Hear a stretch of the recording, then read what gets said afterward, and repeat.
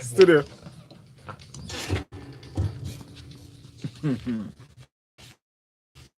Conversation, a lively conversation around tech in business here on Business Express. It's on Smooth 98.1.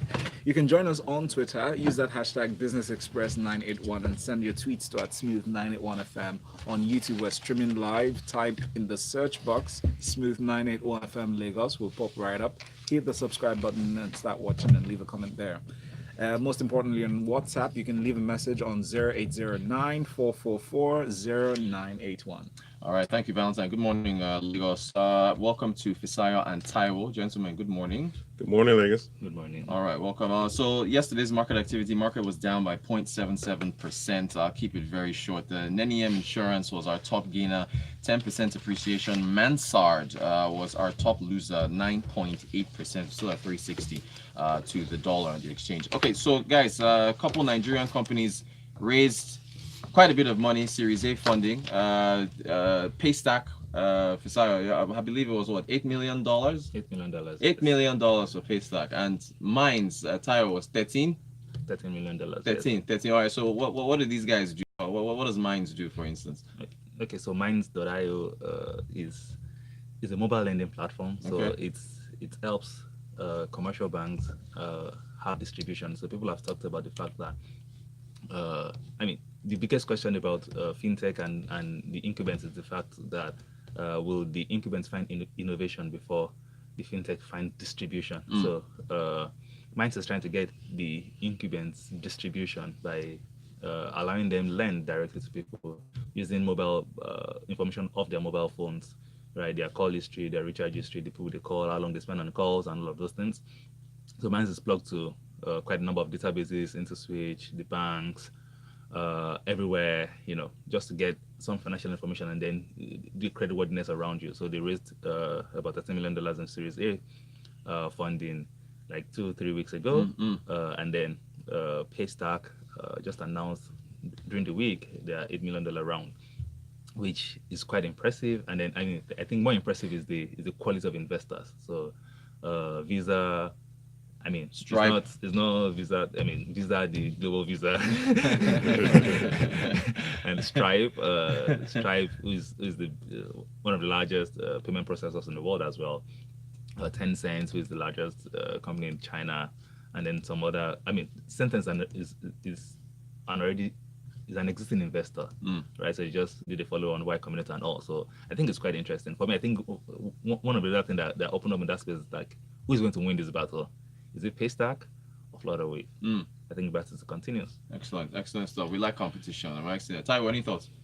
No, I think it's good news. I just want to see those things translated into $8 million is a lot in terms of potential. That's what almost 3 billion now, so Right. we're still in Nigeria. Yeah. I want to see how that would translate into a lot of things. I don't know whether it's in creating opportunities for people, and so on and so forth. I guess that the expansion plan to use some of that money for expansion as well.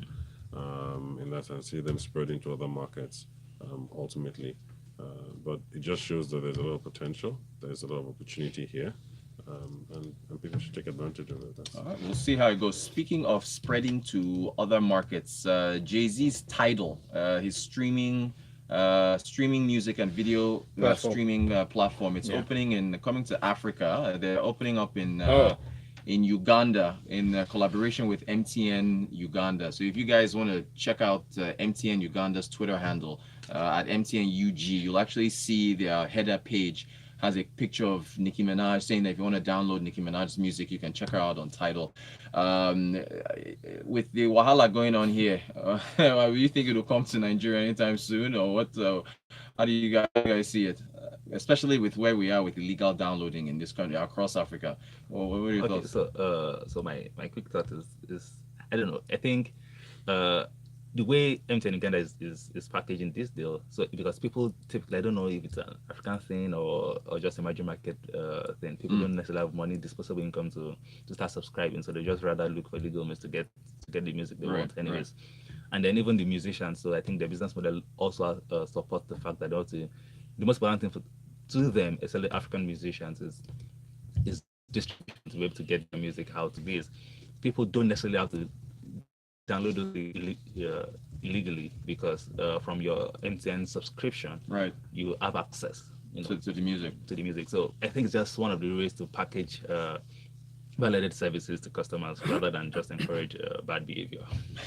But Nigeria is a powerhouse for music, especially in the face of Africa to the world. And we've seen the amount of attention they've been getting from the other parts.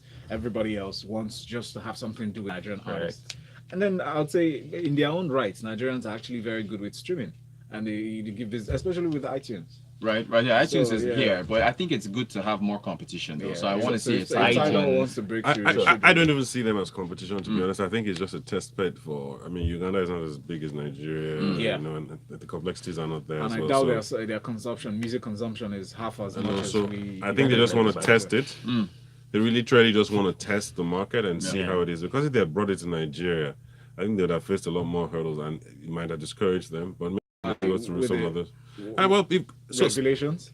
no, not regulations won't hold them. I mean, essentially, it's who's going to really adopt them, who's going to want to pay for those services. I mean, you see the people scramble for 100 naira credit and 200 naira credit, you know. So, and then again, to Fisayo's point. However, I think it's also a cultural thing in that it's a sense of entitlement that why do I need to pay for this? Right. You know, as opposed to people not necessarily having the ability to pay for it. Yes. And I'll tell you why, because I mean, you go to schools, you go to campuses and stuff. These are people that are scrambling for 100 naira, 200 naira airtime. And you see them using iPhones and using phones that even you have to think can't 3 even times afford. about. That's Yeah. the truth. So, Yeah. you know, I've always had an issue with that. I see people on the streets carrying devices and things, and I'm like, look, the device is worth more than your entire. Well, Okay, so back to the technology section of the story.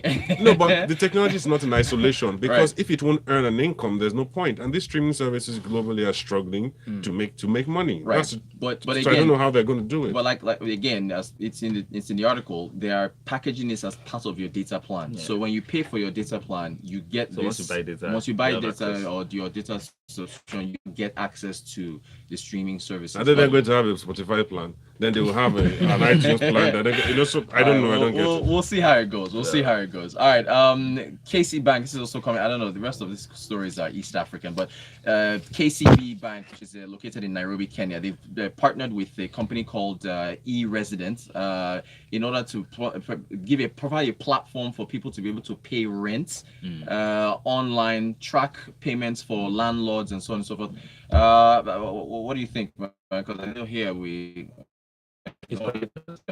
mean, it's interesting. It's something that can be implemented in Kenya. I don't know. Again, I try to see the Nigerian context. I don't like to give ourselves so much credit because of how difficult it appears that to do business here, because simple things around identity is still a big issue. So how do you automate things around rent collection, because even the landlord doesn't to pay the land use charge and all. So nobody wants to be seen, basically. So it's interesting. Good luck to them in Nairobi.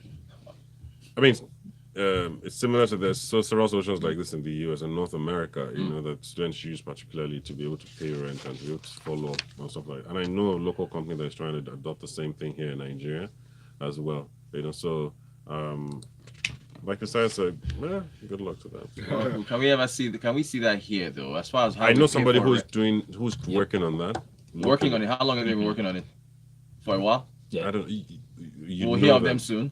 Yeah, but I'm not sure I'm at liberty. No. I know what I'm saying is that it's something that's being worked on here in Nigeria. You're saying that soon we should have a platform for people to pay rent here. So okay, great. Hopefully.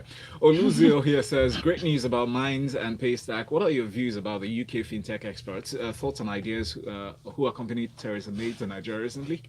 Do you know? So anyway, it was a good idea. The UK says they want to help the tech space, and I think they're saying they're giving Lagos how much? About 750 million pound credit in order to push export that forward. It's supposed to be part of the whole bilateral trade thing, increasing that. Yeah, it's a good idea. It's good, and we'll see how that works out. But it was just a bunch of diplomats that followed her through. The Africa head for I think the diplomatic mission or something like that. She was one of the people that met with the ventures guys in Abuja and so on, with the VP Trying to seek Minister further of Power and partnerships. seek further partnerships and so Yeah. on and so forth like that. I think that there are deeper considerations. Time will not allow.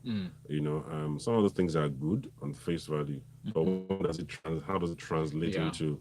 You know, so those are the questions that I think we don't should think just, I think we just start with allowing people that study in UK to work for 2 years first, then we'll consider all their other. No, but they're using the start of visa next is coming up next year What that? from the UK. They're issuing a new class Yes, of visa. well, that's class. start of visa for entrepreneurs. For entrepreneurs, I'm saying people so- that I went to see. study there, that's been pounced there. All right. No, Here's another one. I didn't study in the UK, so just Now, Stephen, thanks. I see Thanks, your Stephen. message, Stephen. Thank you. I appreciate that. He's talking about yesterday's this day. I don't want to bring that up. Stephen, thank you. Yes, it was an interesting talk, and we'll All see right. how that one works out. Okay, please add your names to your messages so we can read them out. This one we can't. This other one here is from Yinka. Yinka says, how easy was it for these fintech guys to have access to banks' database? I remember I tried to access loans some time back, and I was shocked when I realized that it's a separate body that verifies your credit worthiness. Now, how hard is it for INEC to plug into the same to allow people to go through so much trouble to register? Can't they plug into the BVN database, and the only thing people need to do is to put their cards? You need to see the queue in Lekki this morning, and today is the last day For PVC for collection. So, well, here's the thing: that it's a good thought, but it only cater to maybe about 20 to 30 million, 30 million Nigerians, because there's still a lot of Nigerians who are totally unbanked. They're And not on the radar they are of still not your plugged CBN into at the all. system Plugged yet. in.